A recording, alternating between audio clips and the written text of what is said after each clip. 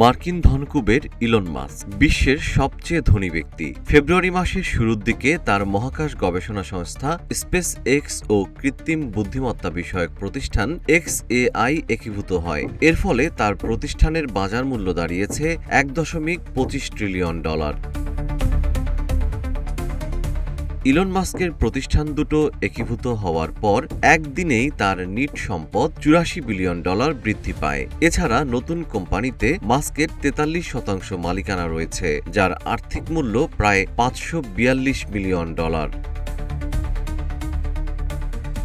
এবার সামাজিক যোগাযোগ মাধ্যম এক্সের এক পোস্টে নিজেকে ইতিহাসের সর্বোচ্চ করদাতা হিসেবে উল্লেখ করে মাস্ক জানান তিনি ইতোমধ্যে $10 বিলিয়ন বেশি কর পরিশোধ করেছেন।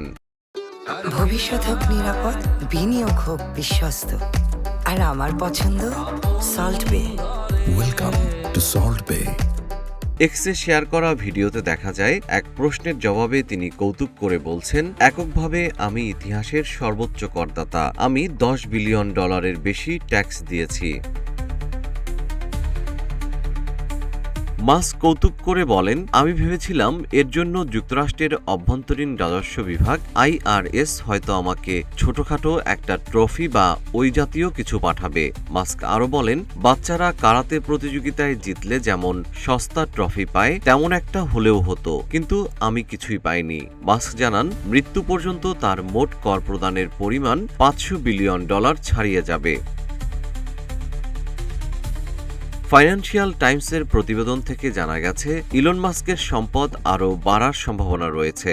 টেসলা শেয়ার হোল্ডাররা তার জন্য একটি বিশেষ মার্স শর্ট পে প্যাকেজ অনুমোদন করেছেন। আগামী 10 বছরে টেসলা যদি তার প্রবৃদ্ধির লক্ষ্যমাত্রা অর্জন করতে পারে তবে মাস্ক অতিরিক্ত $1 ট্রিলিয়ন সমমূল্যের শেয়ার পেতে পারেন। এমনটি হলে তিনি হবেন বিশ্বের প্রথম ট্রিলিয়নিয়ার।